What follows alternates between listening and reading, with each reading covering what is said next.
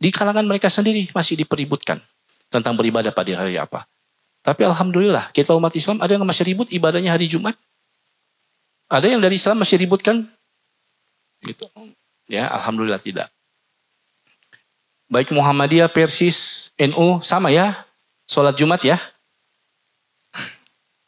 Atau mungkin Muhammadiyah duluan? Kan biasanya mereka bilang Muhammadiyah duluan kan? Sama ya, alhamdulillah. Nah.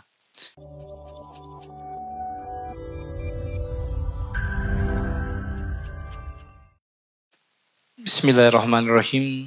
Assalamualaikum warahmatullahi wabarakatuh. Alhamdulillah. Alhamdulillahirabbil alamin. Wassalatu wassalamu ala asrafil anbiya'i wal mursalin wa ala alihi washabihi ajmain, amma ba'd. Asyhadu an la ilaha illallah wahdahu la syarikalah wa asyhadu anna Muhammadan abduhu wa rasuluhu la nabiyya ba'dah.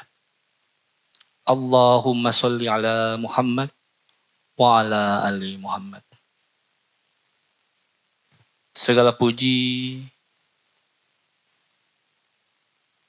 kami panjatkan kehadirat Allah Subhanahu wa taala, karena berkat rahmat dan hidayahnya lah kita masih diberikan kesehatan, kekuatan untuk dapat berkumpul di tempat ini mengikuti kajian keagamaan yang insya Allah akan menambahkan wawasan buat kita semua dengan tidak kurang suatu apapun.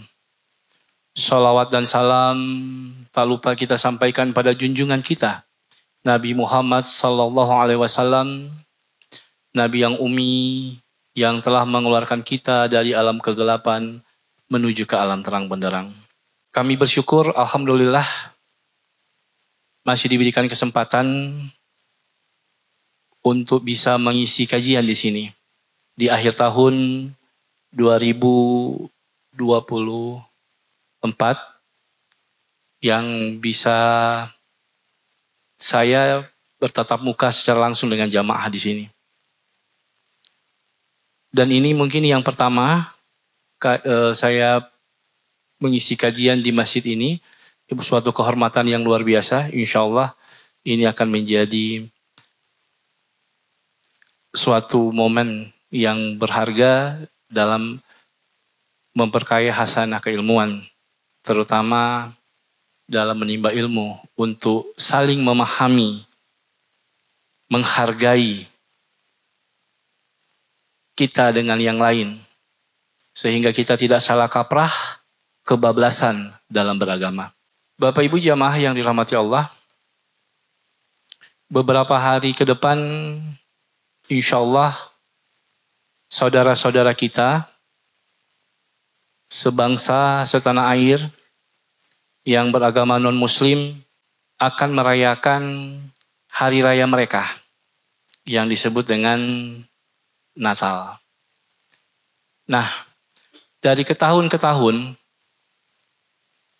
perayaan Natal di negara ini seringkali menimbulkan hal-hal yang menjadi polemik. Bahkan terkesan seakan-akan umat Islam intoleran terhadap keyakinan atau kepercayaan agama lain. Padahal kita ketahui bersama, Bapak Ibu sekalian jamaah yang dirahmati Allah, bahwa negara kita telah mengatur secara undang-undang pasal 29 ayat 2 menjelaskan bahwa negara menjamin kemerdekaan untuk masyarakatnya memeluk agama dan menjalankan agamanya sesuai dengan apa yang mereka anut. Ini tentunya menjadi sebuah tugas dan kewajiban kita umat Islam ikut sama-sama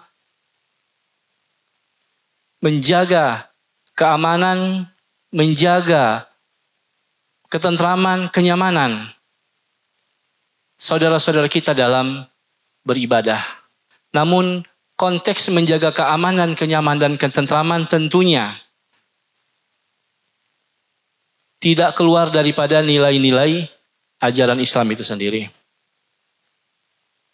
Bapak Ibu sekalian yang dirahmati Allah, tema yang saya ambil di sini perayaan Natal antara toleransi dan dogma gereja. Memang dua hal ini yang harus kita jelaskan. Kenapa harus dijelaskan? Karena banyak sekali di antara kita tidak memahami dengan jelas apa itu toleransi. Sehingga banyak di antara kita tidak jarang ditemukan mengaku meyakini telah bertoleransi, namun justru yang dilakukan adalah mencampur adukkan antara ibadah yang satu dengan ibadah yang lain. Maka daripada itu Bapak Ibu sekalian, bicara tentang perayaan Natal, ini merupakan hak daripada saudara-saudara kita. Merupakan hak untuk menjalankan keyakinan mereka. Kita patut menghormati itu. Namun dalam segi akidah dan dalam segi ibadah, kita punya batasan. Islam sangat menghormati ibadah agama lain. Namun ada hal-hal yang perlu kita batasi. Pembatasan ini tentunya bukan karena kita membenci agama lain. Pembatasan ini bukan karena kita tidak menghormati agama lain. Tapi pembatasan ini semata-mata agar bisa menjaga ketentraman dan juga agar kita umat Islam tidak salah kaprah dalam memahami keyakinan agama lain. Bapak Ibu yang dirahmati Allah, kalau kita melihat secara kasat mata, orang-orang berpikir bahwa terjadinya peristiwa pembongkaran tempat ibadah ataupun pelarangan orang-orang non-muslim melakukan ibadah di suatu tempat itu sebagai bentuk kekerasan, intoleransi. Padahal perlu kita telusuri secara mendalam. Sekalipun negara mengatur, memberikan jaminan kebebasan beragama, namun kebebasan beragama yang diatur bukan kebebasan beragama yang tanpa aturan. Negara kita mengatur bagaimana dalam beribadah dan bagaimana dalam menyiarkan agama kepada masyarakat. Semua dan juga bagaimana dalam pendirian tempat ibadah semuanya telah diatur. Namun hal-hal ini jangan perlu dilanggar. Karena ketika hal ini dilanggar tentunya akan menimbulkan gesekan di tengah-tengah masyarakat. Dan ketika gesekan itu timbul, kebanyakan yang diberitakan itu endingnya. Jadi seakan-akan terkesan bahwa umat Islam itu intoleran. Ketika kita membahas tentang perayaan Natal, antara toleransi dan dogma gereja, ada dua buah ayat yang mungkin saya combine-kan dengan dua kitab yang diyakini oleh kedua agama baik Islam maupun Kristen. Ya. Yang pertama itu sebagai bahan renungan kita, bahwa di dalam 1 Tesalonika 5 ayat 21 itu disampaikan bahwa ujilah segala sesuatu. Pantadokimaze tu kalos kata hek. Ujilah segala sesuatu dan peganglah yang baik. Dan sementara dalam Al-Quran kita diperintahkan. Allah telah berfirman dalam Al-Quran, A'udzubillahi minasyaitonirrajim. Wala takfu ma laisa laka bil ilm. Janganlah kamu mengikuti apa yang kamu tidak mengetahui atau tidak memiliki pengetahuan tentangnya. Karena sesungguhnya inna sam'a wal basara wal fu'ada kullu ulaika kana anhu mas'ula. Sesungguhnya pendengaran, penglihatan, hati kita semuanya akan dimintai pertanggungjawaban. Dari dua ayat ini, maka kita memahami bahwa di dalam keyakinan Kristen yang mengimani tentang Bible mereka, memerintahkan untuk menguji segala sesuatu dan peganglah yang baik. Dan di dalam keyakinan Islam, kita diperintahkan untuk jangan mengikuti apa yang kita tidak tahu sama sekali. Karena semuanya itu pasti akan dimintai pertanggungjawaban kelak. Nah, berbicara tentang Natal, memang ada dua problem yang harus kita dudukkan di sini.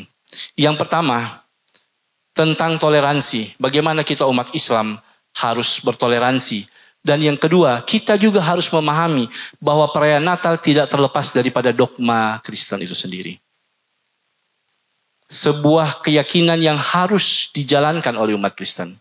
Maka daripada itu, berbicara tentang Natal, sebelum kita masuk lebih dalam, perlu kita definisikan apa sebetulnya arti daripada Natal itu sendiri.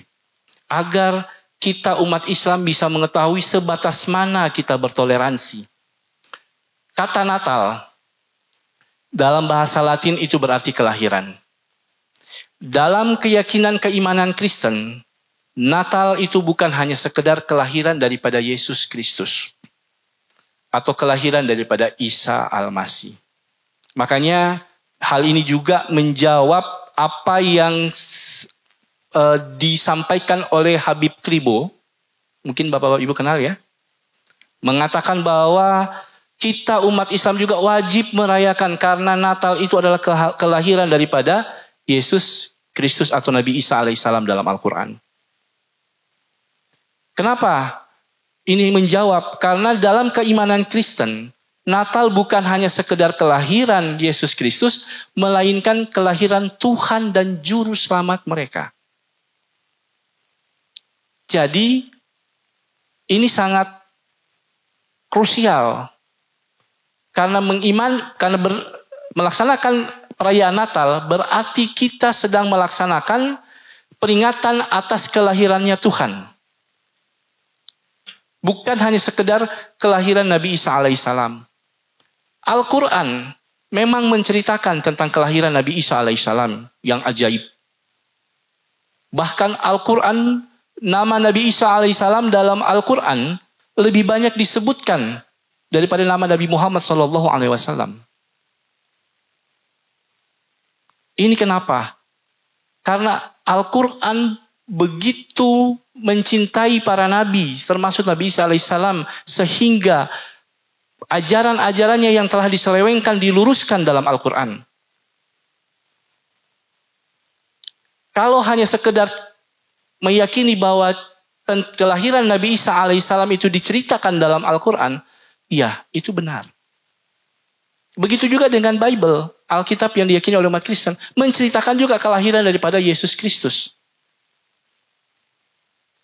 Tapi, perayaan 25 Desember ini tidak hanya sekedar terkait tentang kelahiran Yesus Kristus atau Nabi Isa alaihissalam, tapi ini menjadi sebuah dogma gereja akan kelahiran Sang Juru Selamat, Tuhan yang datang menebus dosa manusia.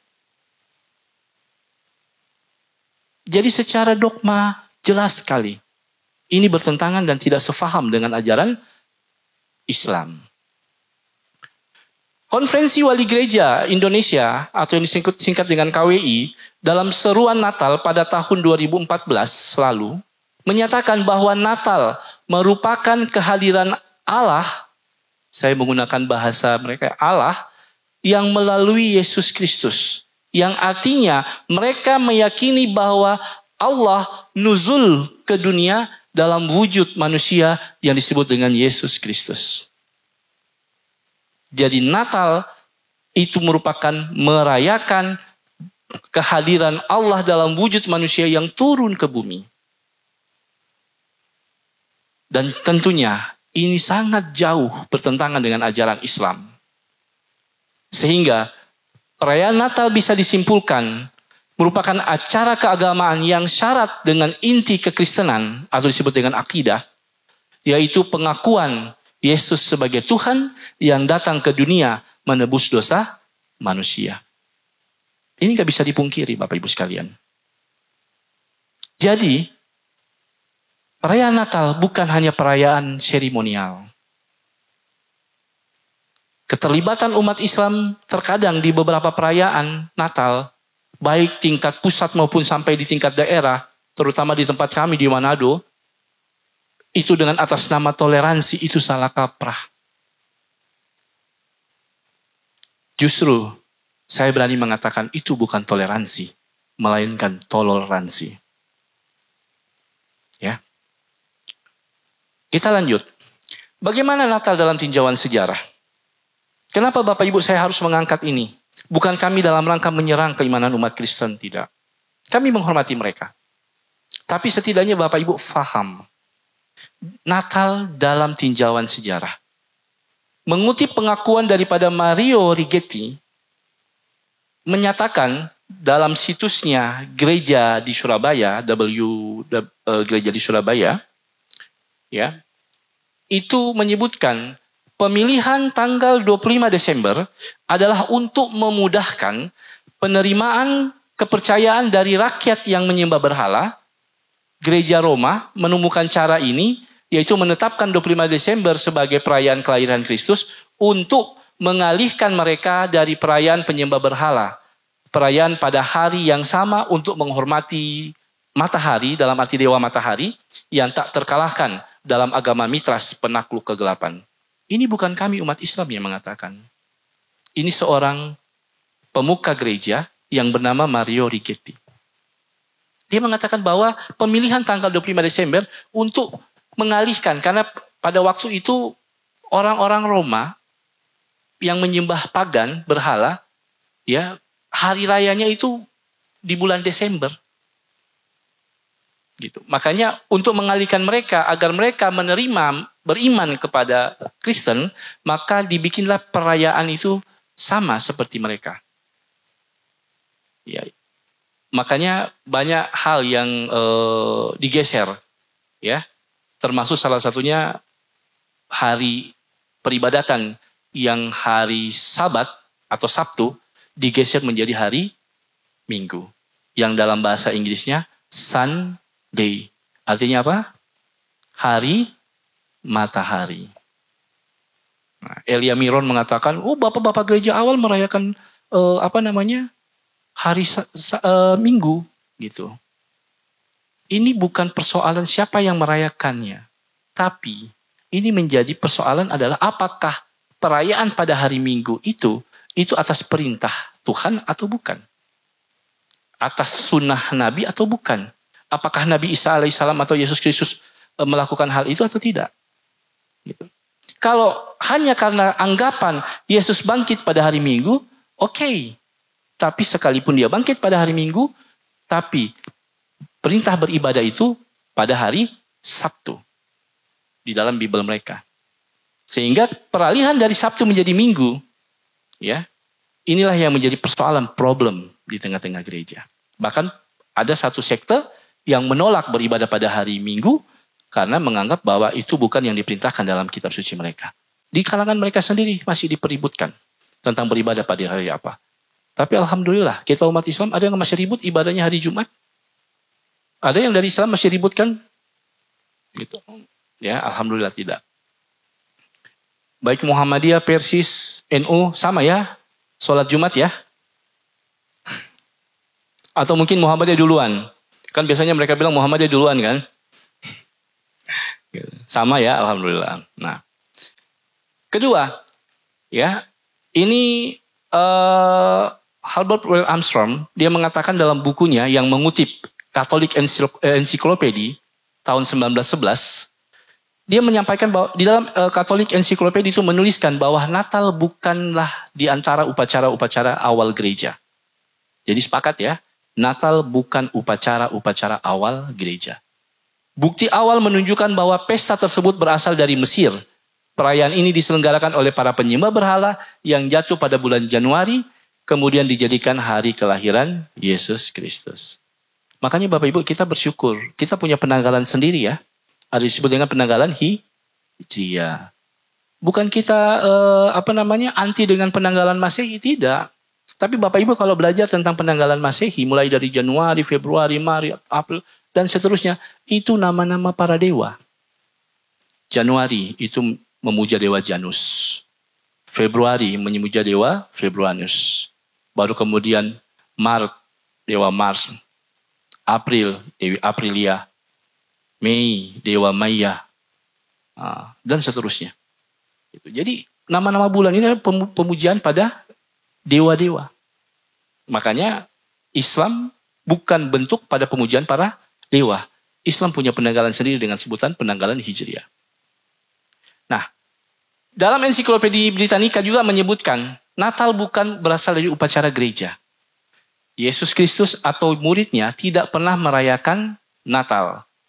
Dalam Bible, Alkitab juga tidak pernah mengajarkan atau menganjurkan upacara ini diambil dari gereja kepercayaan kafir penyembah berhala. Jadi fix semua bahwa ini berasal dari penyembahan berhala. Nah, jadi Bapak Ibu sekalian yang dirahmati Allah, pertanyaan yang paling mendasar, kalau begitu kapan kapan Natal itu masuk ke dalam gereja? Ternyata Natal itu masuk ke dalam gereja itu pada abad keempat. Sekalipun ada yang menyatakan bahwa di abad kedua Natal sudah pernah dirayakan, tapi itu individu. Tapi resmi menjadi ajaran gereja, Natal itu di abad keempat. Dilaksanakan pada tanggal 25 Desember. Nah, sekarang bagaimana dalam pandangan Alkitab? Pandangan Alkitab yang pertama, Bible memang menceritakan tentang kelahiran Yesus. Sama seperti Al-Quran, menceritakan kelahiran Nabi Isa alaihissalam. Namun, mengenai tempat, tanggal, bulan, dan tahun di kalangan gereja masih berbeda pendapat. Jangankan tanggal dan tahun, tempat dia dilahirkan, kalau mungkin selama ini kita kenal, kalau diceritakan kan lahirnya di kandang domba ya. Benar ya? Padahal dalam Alkitab tidak pernah menuliskan kandang domba. Hanya menyebutkan bayi Yesus diletakkan di palungan. Di gereja sendiri masih ada 3 kepercayaan. Ada yang mengatakan dia lahir di goa, ada yang menyatakan dia lahir di dalam rumah, ada yang melahirkan dia lahir di luar rumah. Di kalangan mereka masih belum sepakat. Tapi kalau di kita umat Islam, alhamdulillah sampai sekarang semua sepakat lahir di bawah pohon kurma. Nggak ada perbedaan kan? Ya. Dalam Bible tidak ada perintah untuk merayakan Natal. Dan ketiga tidak ada catatan sejarah ibunya, saudaranya, dan para murid merayakan ulang tahun kelahiran Yesus. Tidak ada. Nah, jadi dasar Kristen merayakan Natal dari mana? Dasar Kristen merayakan Natal itu ternyata, saya kutip dari Sarapan Pagi, website Kristen yang diasuh oleh Rita Wahyu, itu menyebutkan dasar mereka itu dari perkataan Paulus, tulisan Paulus kepada Timotius, jemaat Timotius, 2 Timotius 2 ayat 8. Di situ menyebutkan, ini kata tulisan yang bahasa Ibrani yang berwarna merah itu menyebutkan sakor tiskor. Artinya, ingat-ingatlah ini atau peringatilah ini. Ya, peringatilah ini Yesus yang telah bangkit dari antara orang mati, yang telah dilahirkan sebagai keturunan Daud, dan itulah yang kuberitakan dalam Injilku. Nah, saya garis bawahi di sini Bapak Ibu sekalian. Yang telah kuberitakan dalam Injilku. Kenapa ditulis yang kuberitakan dalam Injilku? Karena Paulus sadar betul bahwa ternyata masih ada Injil-Injil yang lain yang dikabarkan yang berbeda dengan apa yang dia kabarkan. Gitu. Makanya dia tulis yang kuberitakan dalam Injilku. Nah, jadi kesimpulannya, Bapak Ibu sekalian, pertanyaan yang paling mendasar di sini, merayakan Natal itu perintah siapa kalau begitu? Allah tidak pernah memerintahkan, Yesus tidak pernah mencontohkan, memerintahkan juga mencontohkan, keluarga dan murid-muridnya tidak pernah merayakan, tapi yang memerintahkan siapa? Paulus. Jadi umat Kristen itu ikut siapa sebetulnya Bapak Ibu? Paulus. Gitu ya. Nah, jadi seharusnya mereka ikut perintah Allah. Kenapa? Karena dalam Alkitab banyak ayat yang memerintahkan untuk berpegang pada perintah Tuhan Allahmu. Dan banyak juga ayat yang menyebutkan, Yesus berkata dalam Yohanes 14 ayat 15, "Jikalau kamu mengasihi aku, maka ikutilah perintahku." Tapi kenapa diabaikan? Itu justru mereka mengikuti apa yang Paulus katakan. Ya, bahkan Paulus berani mengklaim, sekalipun seorang malaikat dari sorga datang memberitakan suatu Injil yang berbeda dengan apa yang aku beritakan, maka terkutuklah dia. Masya Allah. Paulus langsung mengklaim. Karena dia sudah tahu akan menimbulkan pertentangan dengan apa yang diajarkan. Maka dia mengatakan, jikalau ada yang datang kepadamu dan memberitakan suatu Injil yang berbeda dengan apa yang aku beritakan, maka terkutuklah dia. Kalau dalam bahasa ini, siapa lo? Gitu. Siapa sih kamu? Nah, ternyata maka tidak salah kalau orang-orang menyimpulkan, para teolog-teolog menyimpulkan dan juga ilmuwan menyimpulkan Kristen bukanlah ajaran Yesus, melainkan ajaran Paulus. Nah, lalu apa kata Yesus? Nah, terkait persoalan ini, Yesus berkata dengan terang pada mereka, percuma mereka beribadah padaku, sedangkan ajaran yang mereka ajarkan ialah perintah manusia. Nah, Natal siapa yang perintahkan? Allah? Bukan. Yesus? Bukan. Tapi perintah dari Paulus. Berarti perintah? Jadi apa kata Yesus? Percuma.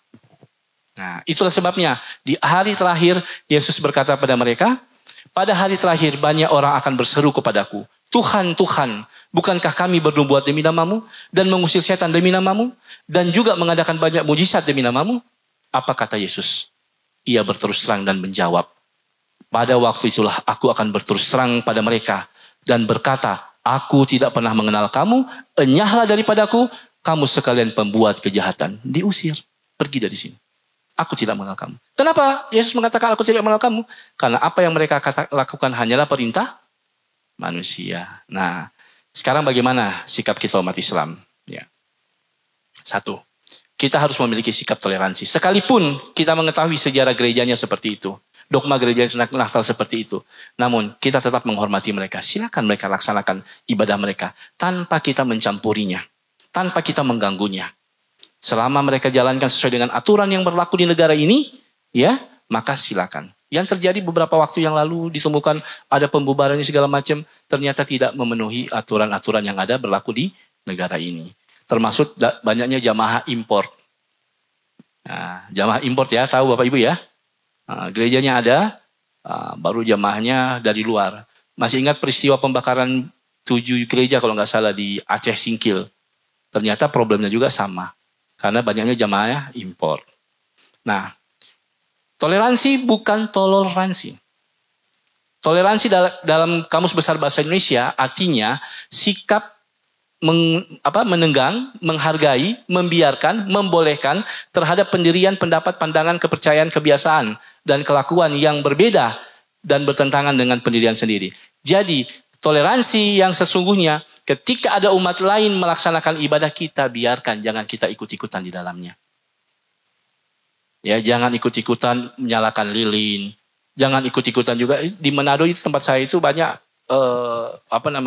ikut-ikutan dengan dasar toleransi. Saya bilang bukan itu toleransi. Buka Kamus Besar Bahasa Indonesia. Toleransi membiarkan mereka menjalankan ibadahnya. Jangan kebablasan. Ya, pakai hijab tapi pakai pakaian center kelas. Ada nggak begini? Nah, ini juga jangan menjadi contoh yang tidak baik. Ya, ngakunya kiai, Gus Nuril ya, tapi ngisi di gereja. Putri Gus Dur juga hadir dalam kebaktian Natal di Gereja Kristen Indonesia Yasmin. Nah, dan jangan ikut-ikutan yang kita tidak tahu. Ikut nyanyi-nyanyi lagu kasidah di pasar perayaan Natal. Itu pernah terjadi loh.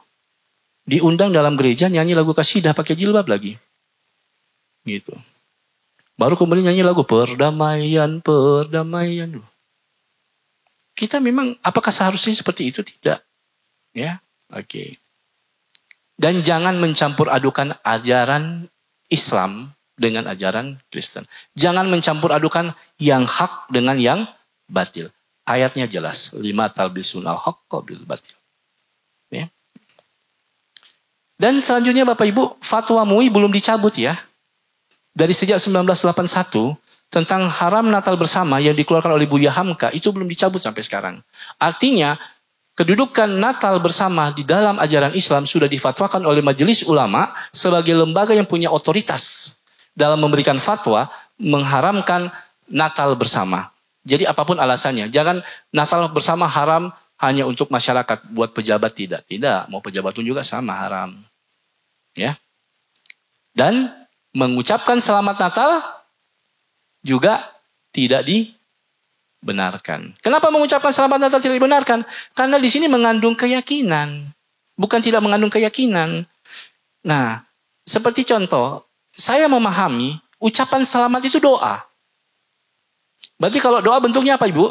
Ibadah bukan? Ibadah. Kita mengucapkan selamat. Natal, berarti kita mengakui tentang kelahiran Tuhan dan Juru Selamat. Nah, sementara kita umat Islam tidak meyakini itu. Maka dari semua yang saya sampaikan ini, simpulannya. 1. Natal bukan hanya sekedar perayaan kelahiran Yesus Kristus atau Nabi Isa alaihissalam. Melainkan umat Kristen merayakan Natal itu adalah merayakan kelahiran Tuhan dan Juru Selamat mereka. Artinya dengan merayakan Natal kita mengakui bahwa Tuhan telah lahir. Sementara ya, dalam sudut pandang ajaran Yesus sendiri, Yesus tidak pernah mengajarkan bahwa dirinya adalah Tuhan. Bahkan ketika ditanya oleh para ahli-ahli Taurat, Yesus berkata dengan jelas dan terang, Shema o Yisrael, Adonai Elohinu, Adonai Echad. Dengarlah hai orang-orang Israel, Tuhan Allah kita, Tuhan yang Esa. Dan dalam Al-Quran sinkron sesuai dengan Quran surat Al-Ikhlas ayat 1. Qul huwallahu ahad. Bahkan di ayat selanjutnya di ayat 3 dikatakan apa? Lam yalid wa lam yulad. Allah tidak beranak dan tidak pernah diperanakan. Jadi kalau bilang Tuhan lahir, wah itu suatu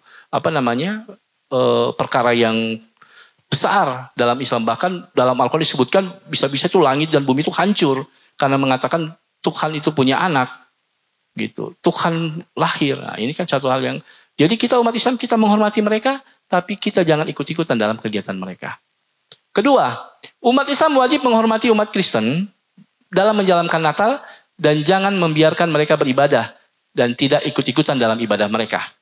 Nah, ayatnya seperti yang saya sudah bacakan sebagai bahan renungan tadi. Wala takfu ma laisa laka bil ilmun. Jangan kamu mengikuti sesuatu yang kamu sendiri tidak tahu. Jangan ikut-ikutan, ya, karena semua itu akan dimintai pertanggungjawaban. Dan kesimpulan yang terakhir, ketika kita umat Islam tidak mengikuti Natal bersama dan tidak mengucapkan selamat Natal kepada saudara-saudara kita yang Kristiani, bukan berarti kita membenci umat Kristen, melainkan kita menghormati keyakinan mereka dan mereka pun menghormati keyakinan kita. Inilah toleransi yang sebenarnya.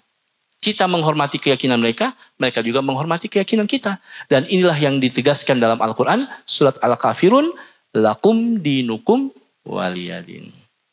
Nah, ini mungkin yang bisa saya berbagi dengan Bapak Ibu sekalian dirahmati Allah. Mudah-mudahan ini bisa bermanfaat. Dan Alhamdulillah saya sebagai pembina mu'alaf di Sulawesi Utara, yang sekarang ini Bapak Ibu bisa lihat di YouTube itu, kalau ketika dia banjir mu'alaf, di Kata Injil, atau enggak ketik saja Ustadz Jackie Chan. Saya di daulat sebagai Ustadz Jackie Chan, katanya mirip Jackie Chan, nggak tahu ya. Ya ibu bisa menilai sendiri. Ya, nah ini bisa nanti dukung dakwah mu'alaf di Manado, ya karena kita di sana sekarang itu hampir setiap saat itu banyak yang bersyahadat. Bahkan yang kemarin yang paling lucu, ada 2 orang mau menikah Bapak Ibu. Ini sedikit saya tambahkan ya sebelum tutup. 2 orang mau menikah, yang satu Katolik, yang satu Protestan. Kedua-duanya mempertahankan keyakinannya, padahal sama-sama Kristen. Yang Katolik gak mau masuk Protestan, yang Protestan gak mau masuk Katolik. Sama-sama mempertahankan. Akhirnya mereka sepakat, ya sudah kalau begitu kita berdua cari mana yang benar itu yang kita ikuti. Kalau Protestan benar, kamu yang Katolik ikut Protestan. Kalau Katolik yang benar, kamu yang Protestan ikut Katolik. Nah, sepakatlah mereka, carilah. Akhirnya sampai ke saya dan mereka diskusi dengan saya. Setelah diskusi, alhamdulillah yang mereka temukan Islam. Jadi niat hati menikah nggak mau mempertahankan agama masing-masing, tapi ternyata loginnya ke Islam, insya Allah. Mudah-mudahan pertumbuhan mu'alaf di kota Manado dan sekitarnya semakin pesat. Karena ini bukan hanya hoax, kami punya data-datanya semua. Ya, dan rata-rata yang menjadi mu'alaf ini, mereka rata-rata di usia muda, generasi muda. Bahkan ada seorang perempuan muda datang ke rumah saya, maksud hati ingin memurtadkan saya. Ya, begitu dia nyampe, saya bilang, ibu salah rumah. Gitu. Kenapa salah rumah? Saya hanya mau memberitakan kabar baik. Ya, maksudnya ibu salah tempat. Bukan karena saya sebagai seorang muslim. Kira-kira kalau saya menjadi seorang Kristen, saya bilang oke, saya nggak menjanggah kira-kira kalau saya ikuti ajakan ibu saya menjadi orang Kristen, pertanyaan saya cuma satu. Kitab mana yang saya mau pakai? Yang saya mau pegang? Punyanya Katolik, Protestan, atau kitab yang lain? Karena isinya beda-beda semua. Dia bilang sama. Ibu nggak usah bilang sama. Karena di rak buku saya, kebetulan di ruang tamu ada rak buku. Ibu lihat itu yang rak ketiga, itu Bible semua. Berbagai macam versi dan berbagai macam tahun. Yang isinya semuanya tidak akur satu dengan yang lain. Jadi kalau saya masuk Kristen hari ini, Bu, yang saya mau ikut yang mana? Dia bingung menjawabnya. Akhirnya terjadi diskusi perdebatan panjang sampai jam 10:30 malam. Dia mohon izin, besok dia balik lagi. Ternyata besok dia balik lagi, dia bawa ibu, adiknya, anak-anaknya dan juga suaminya. Saya pikir untuk ngeroyok saya. Datang ibu, anaknya, suaminya, kakaknya, adiknya dibawa ke saya. Jumlah semua 9 orang datang ke saya. Ternyata saya pikir mau ngeroyok. Apa yang mereka sampaikan?